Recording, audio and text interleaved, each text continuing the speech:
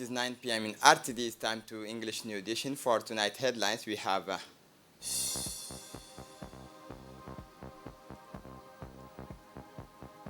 the signature of a purchase agreement for Grand Barra Solar Energy Plant.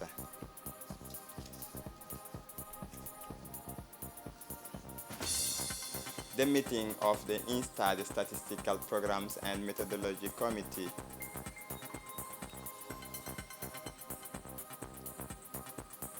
For the international scene, shooter kills three motivated by racial hatred in Florida. Welcome to our newsroom. At this very moment and under the aegis of its Chief Magistrate, President Ismail Omar Guelleh, the Republic of Djibouti is present in Johannesburg, South Africa, to take part in the 15th BRICS Summit, an organization for multilateral economic cooperation. Through this presence, Djibouti is reaffirming its determination to seize every opportunity that could open up a new prospect for our nations. Through this presence, Djibouti is reaffirming its determination to seize every opportunity that could open up a new prospect for our nation's development. This approach combined enlightened pragmatism with a voluntary commitment to development has long been at the heart of the Republic of Djibouti's approach and has become its distinctive signature. Now, an integral part of our development strategy, the policy of continually exploring new avenues for growth has been an imperative for our leaders from the outset. Faced with the scarcity of our natural resources, they legitimately sought viable alternatives to make the country prosper by highlighting the value of work well done and the ingenuity of our people. The project approved to enhance our country's geostrategic position, develop modern infrastructure, restructure our education and university system are unnatural consequences on this logic which favors development based on talent and effort rather than on limited natural resources. It is clear that the Republic of Djibouti will relentlessly pursue its policy of constantly exploring new markets provided that they do not contravene our fundamental values such as respect for our sovereignty, the establishment of mutually beneficial partnerships. The signing of ceremony for a power purchase agreement, a crucial step towards the realization of the 25 megawatt Grand Barra solar project under the patronage of the Minister of Energy, Younes Ali Ghedi. A power purchase agreement, our electricity purchase contract, was signed this afternoon at the Cabinet of the Minister of Energy and Natural Resources by Mr. Hussein Al-Nouais, President of and founders of the UAE-based AMIA Power Group, which specializes in the design, constructions, operations, and maintenance of energy infrastructure. Hussein Al-Nouais and the Director of Electricity of Djibouti, Jama Ali Guelleh. The signing is a crucial step in the implementation of a large-scale solar power project in Djibouti and paves the way for the forthcoming construction by AMEA Powers of the Grand Barra solar power plant, which will have the capacity to produce 25 megawatt, including a 5 megawatt battery of exclusively green and entirely clean solar energy. The power purchase agreement signed today is therefore a long-term bilateral contract for the delivery of solar-generated electricity between AMIA Power, which will be the producers of the solar photovoltaic energy to be fed into the national grid, and the EDD, which will be the purchasers of the solar-generated electricity thus produced. For his part, the Minister of Energy and Natural Resources, His Excellency Younes Ali Ghedi, said that the agreement was a concrete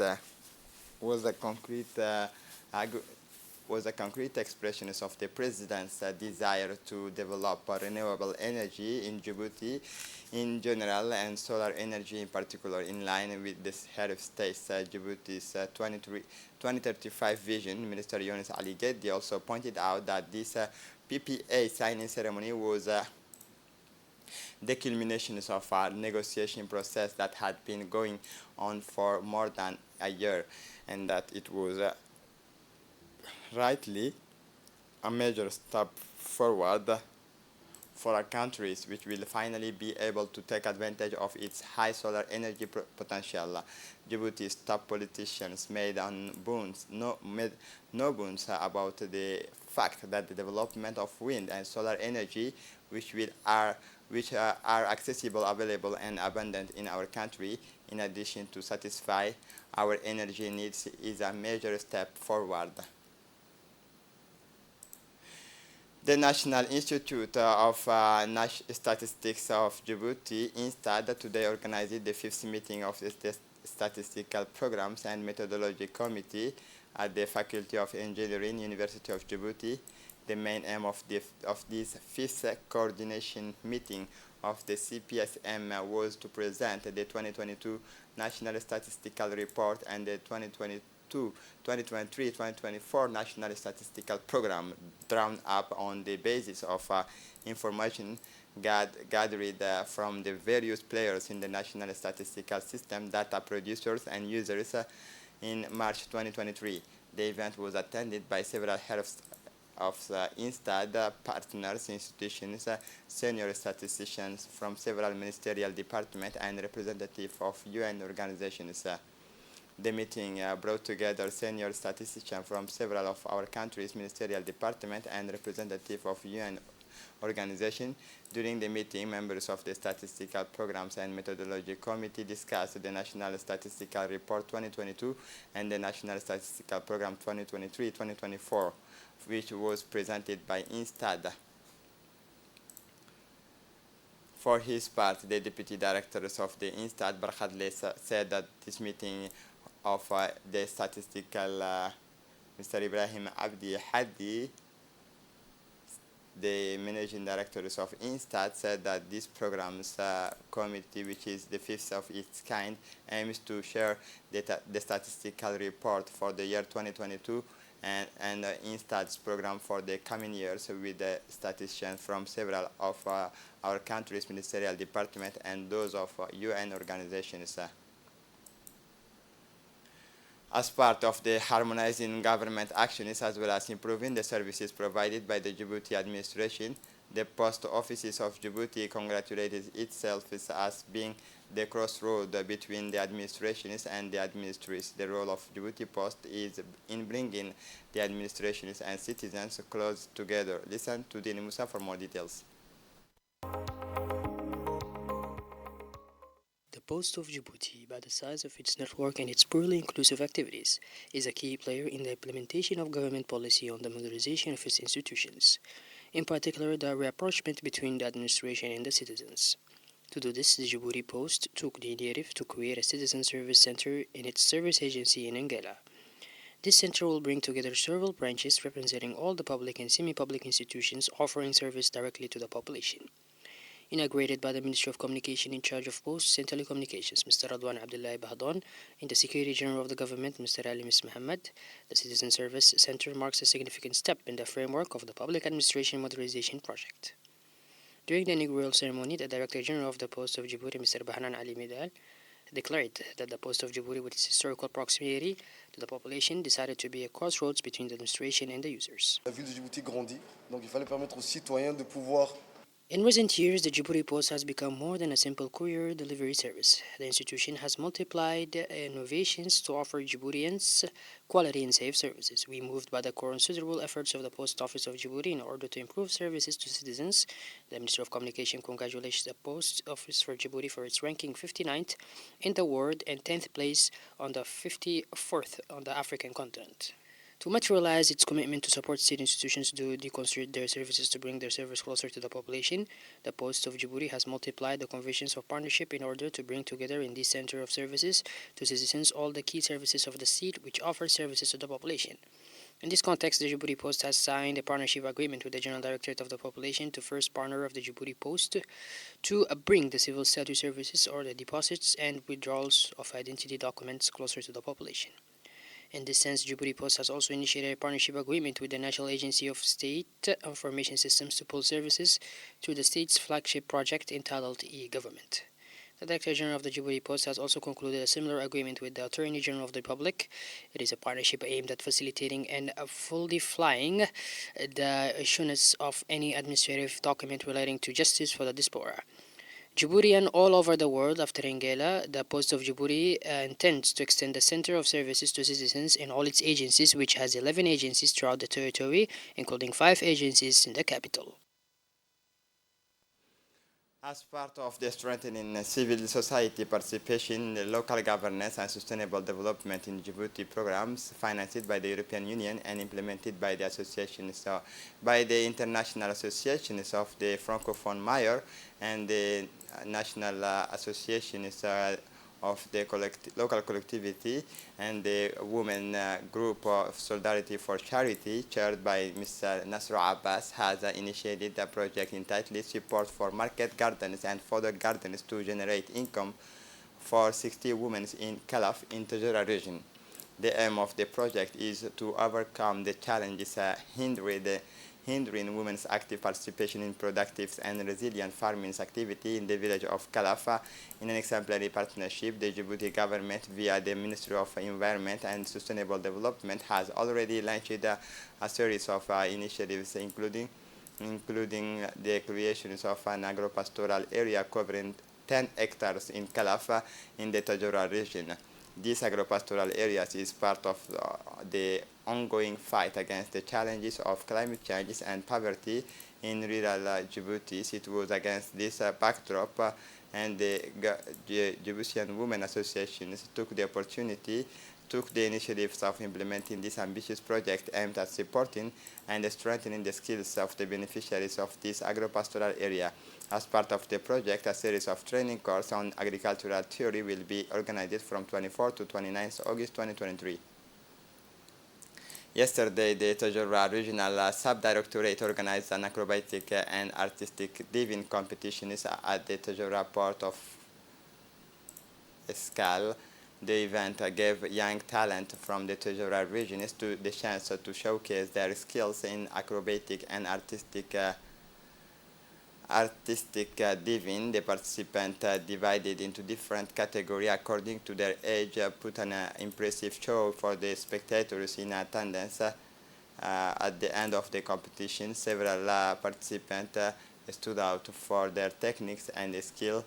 They were rewarded at the trophy ceremony held on site. The event was attended by the numbers of officials from the State Secretariat for Sport, reflecting the importance attached to these types of competitions, including the Secretary General of the Sport Department, Khadija Ibrahim Idris, the SAS Inspector General Musa Ali, and the NPS Deputy Directors Ahmed Ali, the Acting Regional Directors Yusuf Abdallah, and Tajura Regional Deputy Directors Madina Dimbiu, and other departmental officials. This acrobatic artistic diving competition showcased young talent from the Tajura regions and promoted the sport to the general public.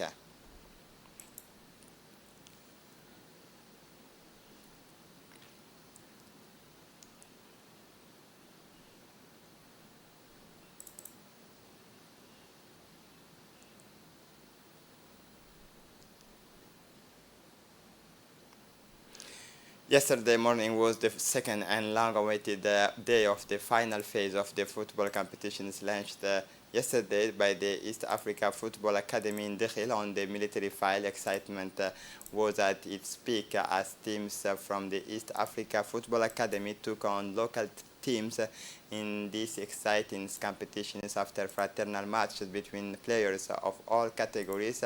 A joyous and atmosphere reigned during the trophy and medal presentations The ceremony was attended by the acting president of the Regional Council, Mr. Ibrahim Guru Abdallah, and the Riyadh Dakhil Army Colonel Ibrahim Ali Farah, and the regional deputy directors of the Sport Department, Mr. Jama Hersi, as well as civilians and military dignitaries, and large numbers of the Dakhil football fans. The people of Dakhil and the local authorities once again expressed their sincere thanks to the East Africa Football Academy for offering this memorable sporting weekend to the community.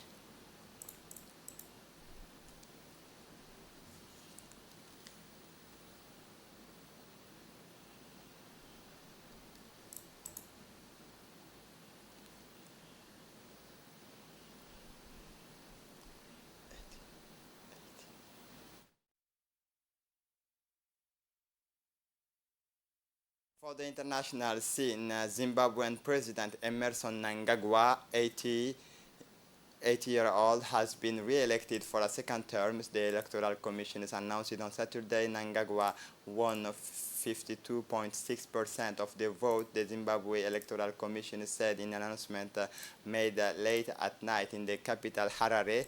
The main opposition leader is Nelson Chamisa, who denounced the fraud during the vote, obtained 44% of the vote. The result is likely to come under scrutiny after election observers raised questions about the electoral environment. The elections was due to take place over a single day last Wednesday, but voting was extended to Thursday after delays and problems with the printing of ballot papers. The shooting in Florida, the gunman killed 3 people motivated by racial hatred. Listen to Dini Musa.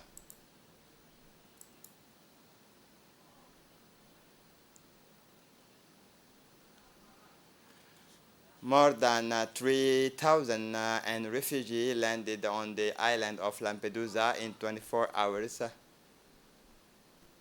Who opened fire and killed 3 black people in a Jacksonville, Florida store on Saturday before killing himself was motivated by racial hatred. The local sheriff has announced he targeted a certain group and it was a black people. Sheriff Waters said at a press conference, deeming the racial motive very clear. Manifestos left by the shooter, who was in his 20s and white, detailed his repugnant ideology of hate. According to Waters, swastikas were handed down on at least one of his weapons, he said. More than 3,000 migrants and refugees landed on the island of Lampedusa in 24 hours. Ships and military aircraft has been made available to Lampedusa to facilitate transfers to other Italian regions, but Lampedusa can no longer receive refugees. According to the prefect, at midday on Saturday, there were 4,121 migrants and refugees on Lampedusa.